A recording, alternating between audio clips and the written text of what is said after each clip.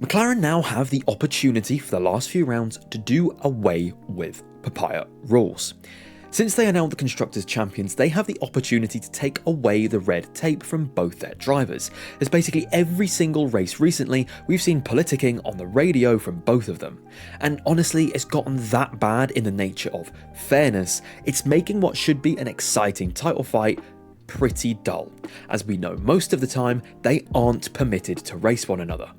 This cycles all the way back to Hungary last year, in which we saw one of the most drawn out and honestly hysterical radio exchanges between the drivers as to who was going to win this race, and it ended up being Oscar's first in F1. This accumulated eventually at Monza this year, in which Piastri was told to let Norris back past because of a slow pit stop.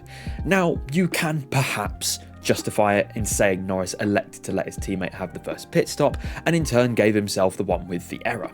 But that's racing at the end of the day, and it makes it even worse for the fact that these two are fighting for a drivers' championship.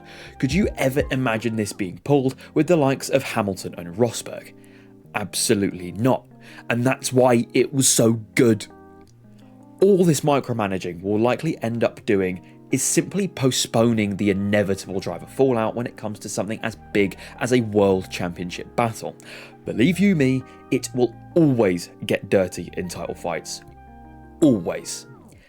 These rules got thrown into further mud when Norris barged his way past Piastri at turn 3 at the start of the Singapore Grand Prix. Previously, they may well have given the position back to Piastri in terms of what we thought the team considered fair, but alas, they told them to hold position, and they finished this way 62 laps later. Probably the right decision, as Norris looked noticeably faster throughout the race than Piastri, the Australian falling back to quite a distance at certain points. It says it all when Piastri seemingly unplugged his radio when Zach was congratulating them on their second Constructors' Championship in a row. Is this the start of the collapsing of the teammate friendship?